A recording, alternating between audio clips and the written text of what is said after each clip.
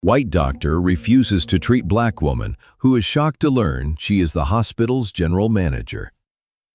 The heart monitors at Chicago General Hospital recorded everything that happened that night, but no one could have predicted that a routine emergency room visit would expose a doctor's bias and result in the most powerful woman in healthcare reclaiming her authority. What happens when medical bias collides with the highest authority?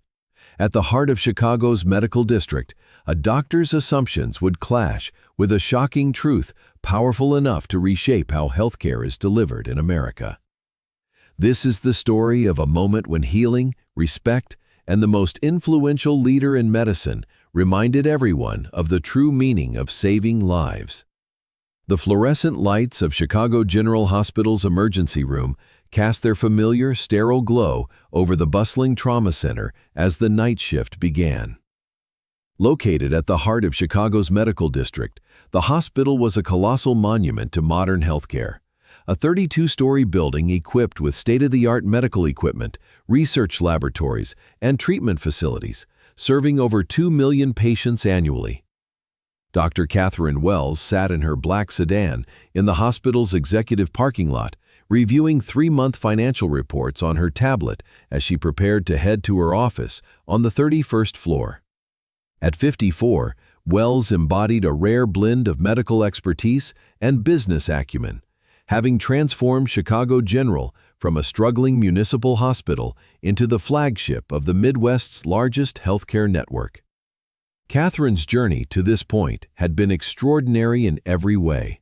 Born in Detroit to a nurse and a mechanic, Catherine earned her medical degree from Johns Hopkins, completed her emergency medicine residency at Massachusetts General, and then returned to Chicago with a vision to revolutionize healthcare.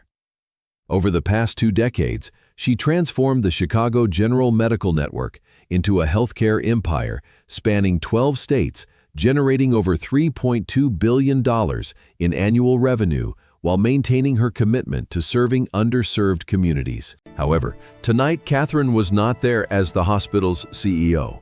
She was there as a patient who had been experiencing chest pain for the past 2 hours. While her medical training told her it was likely stress-related, the symptoms were so concerning that she chose to go to her own emergency department rather than risk ignoring the possibility of a heart attack. In the elevator to the emergency room, Catherine made a conscious decision. She would not identify herself as the hospital's CEO unless absolutely necessary. She wanted to experience the emergency room like any other patient, to see firsthand how her staff treated people who came through that door seeking help. What Catherine didn't anticipate was that this decision would expose systemic issues within her own institution that she was unaware of. The emergency room was operating at near full capacity as usual, with trauma cases, heart attack cases, and patients who couldn't wait until morning. The organized chaos of a large city emergency room was in full swing. Medical staff were bringing in patients, nurses were triaging cases, and assistants were moving between treatment rooms as intensely as in emergency medicine.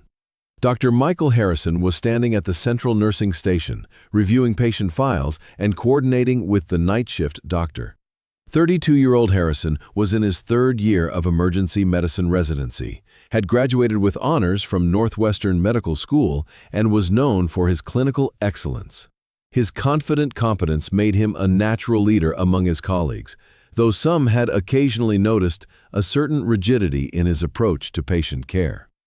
Harrison took pride in his ability to quickly assess patients and make efficient treatment decisions. During his residency, he had developed what he described as sophisticated clinical instincts through his interactions with thousands of patients. However, this night, those instincts would be tested in ways he could never have imagined. At 11:47 p.m., Catherine Wells entered the emergency room through the automatic doors, her hand unconsciously pressed against her chest, where a mild pain was growing more intense.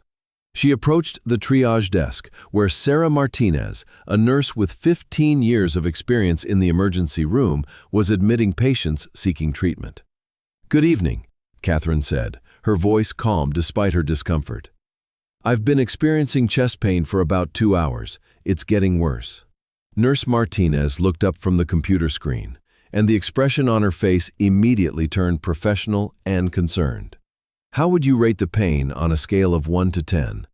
"About a 6, but it's unlike anything I've ever experienced before," Catherine replied. "There's a feeling of pressure, and I'm also feeling nauseous." Martinez began the standard triage assessment by checking Catherine's vital signs and asking routine questions about her medical history, medications, and the specific characteristics of her symptoms. Catherine understood exactly what information would be important to the emergency physicians, answered each question accurately and completely, and provided a detailed medical history. "Do you have insurance?" Martinez asked, pulling out the standard forms that needed to be filled out.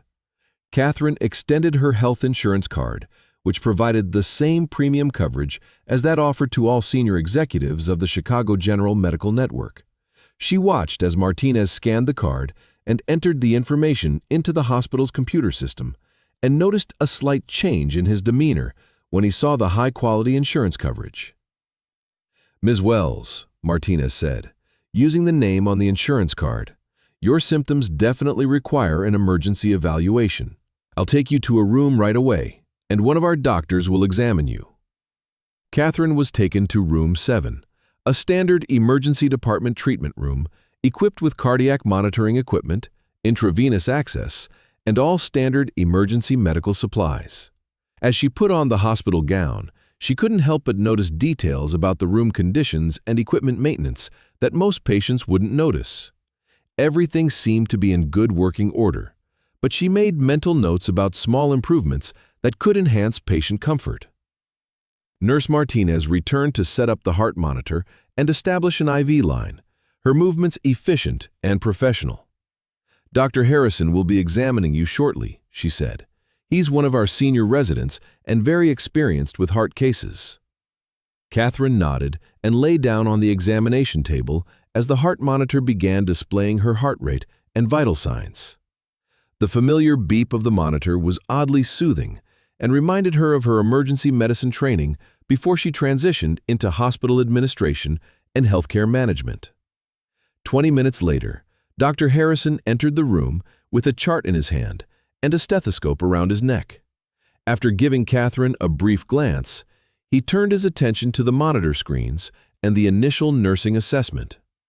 In his body language, something different from the warm professionalism Catherine expected from emergency room staff immediately caught her attention. "Ms. Wells," Harrison said, his tone professional, but more formal than sincere. "I understand you're experiencing chest pain. Can you describe the symptoms to me?" Catherine repeated the detailed explanation she had given to the triage nurse and watched Harrison's face as he listened. She noticed that Harrison wasn't making eye contact, was focused more on the file than the patient, and showed no signs of the empathetic concern that was standard practice in emergency medicine. The question was not inappropriate in a medical context, but Catherine noticed something in Harrison's tone that suggested an assumption rather than a routine medical inquiry. "No," she replied simply, watching his reaction. Harrison conducted a technically competent but rather superficial physical examination. He listened to her heart and lungs, measured her blood pressure, and reviewed the readings from the heart monitor. But Catherine sensed that he had already reached a conclusion about her case before gathering all the information. "Miss Wells," Harrison said, sitting down in a posture typically used for patient education, "I think you have what's called anxiety-related chest pain. This is a very common condition, especially among women your age. The symptoms can feel very real and alarming, but they are usually not dangerous." Catherine felt a chill unrelated to her health condition. "Doctor, I understand that anxiety can cause chest symptoms, but I'm experiencing a pressure sensation, nausea, and shortness of breath that I've never felt before. Shouldn't we rule out cardiac causes before concluding it's anxiety?" Harrison's face tightened slightly, indicating he was not pleased with the questioning of his diagnosis. "Miss Wells, I've examined you thoroughly, and your symptoms are classic signs of anxiety-related chest pain. Your heart sounds are normal, your blood pressure is stable, and you're not showing any signs of acute heart trouble." "What about the EKG?" Catherine asked, her voice remaining calm despite her concern over Harrison's approach. "And cardiac enzymes to rule out myocardial infarction." Harrison paused, clearly surprised that a patient was familiar with cardiac diagnostic procedures. "Miss Wells, based on your symptoms, these tests are not necessary. The EKG will be normal, and cardiac enzymes are expensive tests that insurance companies don't want done unnecessarily." The comment about insurance struck Catherine as particularly inappropriate, suggesting that Harrison was making treatment decisions based on assumptions about insurance coverage rather than medical necessity. Even more troubling was his dismissive attitude toward standard cardiac testing procedures that should be routine for any patient complaining of chest pain. "Doctor," Catherine said, her voice taking on a firmer tone, "I want an EKG and a cardiac enzyme test. As a patient, I have the right to request appropriate diagnostic tests, and chest pain accompanied by nausea requires a cardiac evaluation, regardless of my demographic characteristics." Harrison's face darkened, and Catherine recognized something in his eyes that she had observed in interpersonal dynamics in healthcare settings over the years. It was the look of someone who felt their authority was being improperly challenged by someone they believed was not authorized to question their medical decisions. "Ms. Wells," Harrison said, his voice taking on a more formal and impatient tone, "I understand your concern, but I am the doctor here. I have been trained to evaluate these symptoms, and I am telling you that, based on your condition, expensive heart tests are not necessary." Catherine felt her chest pain intensify, but she couldn't tell if it was related to her medical condition or the stress of this interaction. "Dr. Harrison, I'm not questioning your training, but I'm requesting that the standard diagnostic tests appropriate for any patient with my symptoms be performed." "Standard by whose standards?" Harrison asked, his voice rising slightly. "Ms. Wells, in this emergency room, we see patients demanding expensive tests because they've read medical websites or watched medical shows on TV. Emergency medicine doesn't work that way." The dismissive reference to medical websites and medical shows struck Catherine as particularly condescending, leading her to believe that Harrison viewed her medical knowledge not as legitimate health advocacy, but as amateur internet research. Even more concerning was the fact that she didn't want to consider the possibility that her initial assessment might have been incomplete. Nurse Martinez, who had been observing the situation from outside the room, entered to check on Catherine. She immediately sensed the tension between the patient and the doctor, her experienced eyes noticing the signs of a deteriorating doctor-patient relationship. "Is everything okay here?" Martinez asked, speaking in a diplomatic, neutral tone, her eyes betraying her concern. "Ms. Wells is requesting unnecessary heart tests," Harrison said, addressing the nurse rather than Catherine. "I explained that her symptoms are consistent with anxiety, but she insists on expensive diagnostic procedures." Catherine noticed that Harrison was discussing the case with the nurse as if she weren't in the room. This was a violation of the basic principles of patient-centered care. She also noticed that Harrison kept emphasizing the cost of the tests. This suggested that Harrison was making assumptions about Catherine's insurance coverage or financial situation, even though he had seen her premium information. "Dr. Harrison," Catherine said, her voice now clearly authoritative, "I think we need to discuss your approach to patient care and diagnostic evaluation."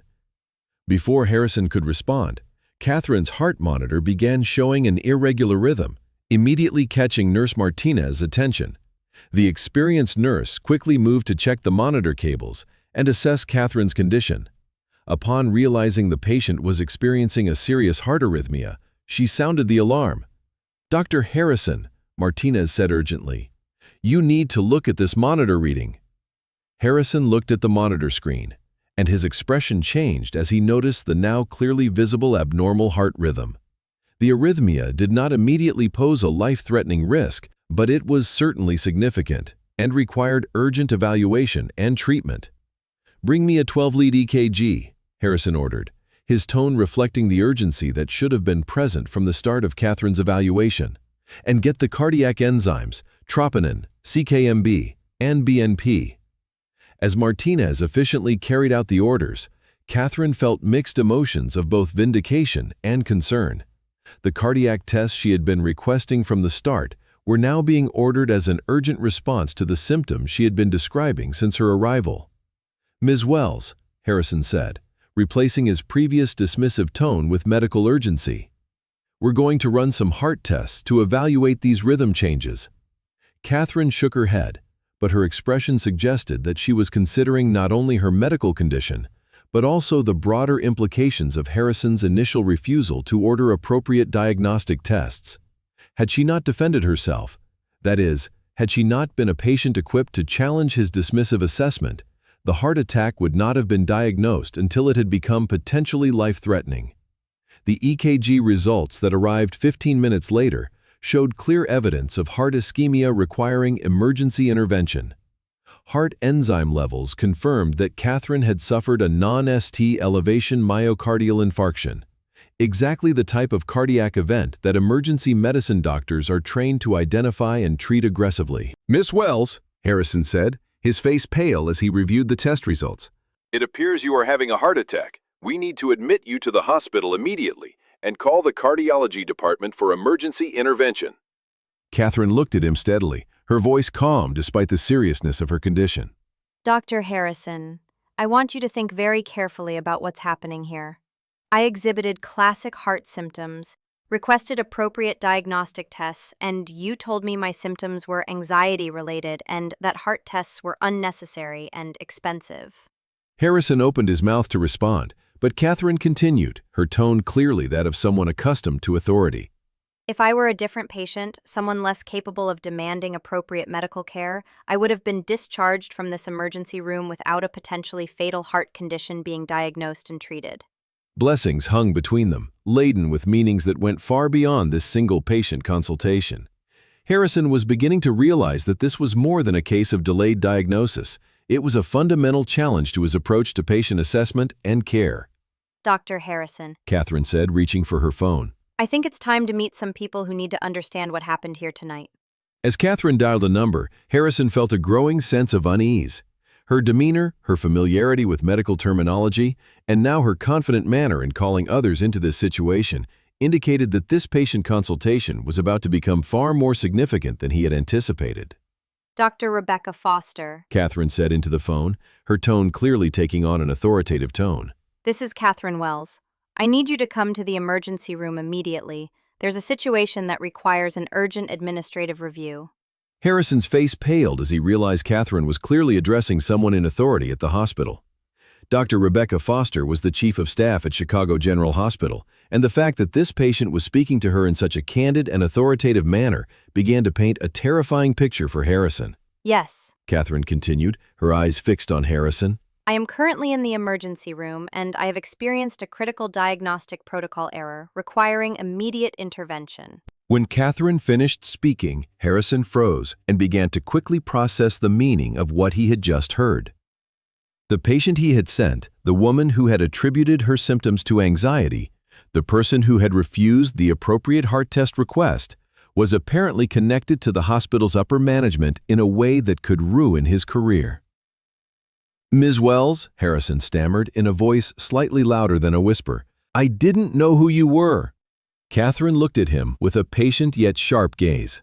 "Dr. Harrison, that's precisely the issue. You don't need to know who I am to provide appropriate medical care. Every patient who walks through this door deserves the same level of comprehensive diagnosis and respect, regardless of your assumptions about their past or medical history." The sound of footsteps approaching in the corridor indicated that Dr. Foster and likely other hospital administrators had come to address the situation, which had escalated into a crisis that would reshape the institution's understanding of patient care and physician bias. When the emergency room door opened and Chicago General's senior medical management entered room 7, Harrison realized that his assumptions about patient assessment would collide with a reality that would change everything, not just for his career, but for the hospital's entire medical network's approach to patient care. Dr. Rebecca Foster, Emergency Medicine Chief, Dr. James Mitchell, and the hospital's Operations Director, Margaret Thompson, entered the room together. The presence of so many senior administrators in a single emergency room made it clear that this was not a routine patient issue. Catherine? Dr. Foster said, her tone conveying both professional concern and personal respect.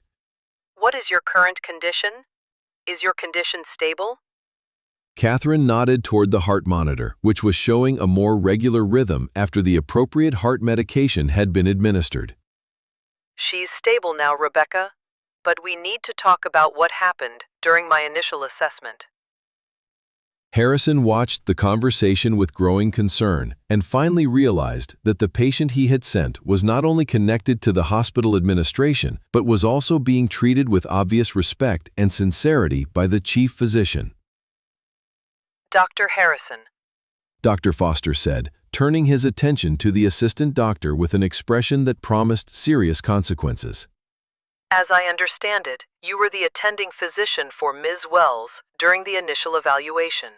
Could you explain your diagnostic assessment and treatment plan to us?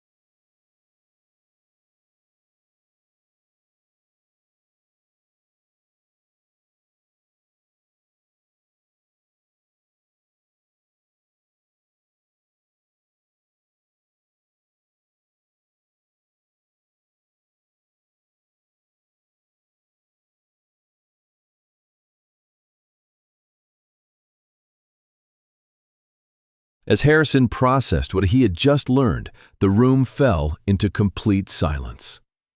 The patient he had turned away, the woman whose medical knowledge was based on internet research, the person whose appropriate test requests he had denied based on demographic assumptions, was not just a doctor, but the CEO of the entire hospital network. Dr. Harrison, Catherine said, her voice now reflecting the full authority of both a doctor and the leader of the organization. I want you to understand one thing very clearly. Tonight's incident was not just about my medical care. It was a manifestation of a systematic bias that affects how patients are treated in this emergency room every day. She paused for a moment to let her words sink in before continuing. When symptoms are ignored, medical information is dismissed, and appropriate care requests are denied based on assumptions about who they are and what they deserve, I have experienced what countless other patients have experienced. Mitchell stepped forward, his face showing both anger and disappointment. Dr. Harrison, in my 30-year career in emergency medicine, I have never seen such a clear example of how bias can endanger patient care. By disregarding your clinical training, you were nearly sending a patient who had suffered an undiagnosed heart attack home. Harrison finally found his voice, but it was only a whisper. Dr. Wells, I didn't know who you were. I sincerely apologize for my approach. Catherine studied his face, looking for a sign of genuine understanding rather than a simple fear of consequences. Dr. Harrison, the problem isn't that you don't know who I am. The problem is that you treated me differently than you treat other patients because of your assumptions about my medical knowledge, my insurance status, and my right to request appropriate diagnostic tests. She leaned forward slightly, her voice taking on the tone of someone who had spent decades educating and advising healthcare professionals. Every patient who walks through this door deserves the same level of clinical rigor and respect you would show a colleague or family member. This isn't just good medicine. It's a matter of basic human dignity. Margaret Thompson stepped forward, recognizing that this incident had implications far beyond a single patient encounter. Dr. Harrison, this situation raises serious questions about our emergency department's patient care protocols, awareness of biases, and clinical decision-making processes. Your patient care decisions will be thoroughly reviewed, and you will be required to undergo additional training in cultural competence and bias awareness.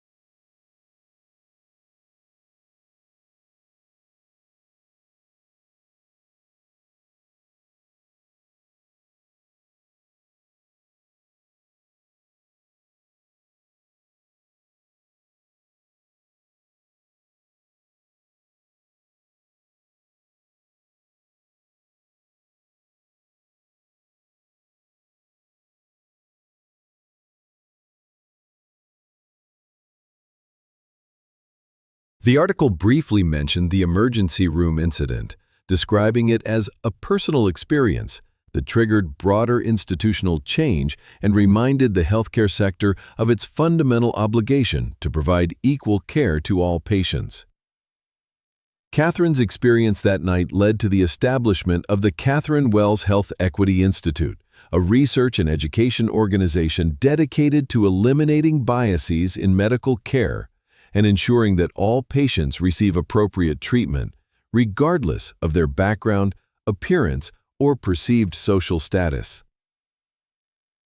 Fearing that his mistake would end his medical career, Dr. Harrison realized that his willingness to learn and change had created new opportunities for leadership in improving patient care. He became a national speaker on recognizing bias in medicine and was eventually appointed Director of Cultural Competency Education at the Chicago General Medical Network. The heart monitors that recorded everything that happened that night became more than just medical monitoring tools. They symbolized the importance of documenting, examining, and learning from moments when healthcare falls short of its highest ideals. 5 years later, Chicago General Hospital was recognized as one of the best hospitals in the country in terms of patient satisfaction and care quality across all demographic groups. The emergency department, where Catherine was nearly sent home with an undiagnosed heart attack, became a model of excellence in patient care and unbiased medical treatment. The safe Catherine planned to visit before her medical emergency contained documents establishing a foundation dedicated to improving access to healthcare for underserved communities. Weeks later, when she finally accessed these documents, she realized that her experience in the emergency room had deepened her understanding of the barriers patients face when seeking appropriate medical care. The incident at Chicago General went beyond a story about medical bias and became a case study on how individual moments of crisis can be transformed into opportunities for systemic improvement and positive change across the entire sector. Catherine's leadership demonstrated that true healthcare reform can be achieved not only through policy changes and administrative directives, but also through personal commitment to ensuring that every patient receives the dignity, respect, and appropriate medical care that should be the hallmark of the healing profession. Years later, when medical schools studied the transformation of the Chicago General Medical Network, they would point to that night in Emergency Room 7 as a turning point, not because of the conflict it created, but because it reminded everyone that access to excellent medical care should be available to all, regardless of who they are or how they appear to those tasked with healing them. The story of what happened in that Chicago emergency room powerfully reminded us that the greatest strength of healthcare lies not in its technology or facilities, but in the commitment to treat every person entrusted to their care with the compassion, respect, and clinical excellence they deserve, as those who have sworn an oath to do no harm. If you like the story, don't forget to like it, subscribe, and comment. Your support is very valuable to me. Thank you. See you in new stories.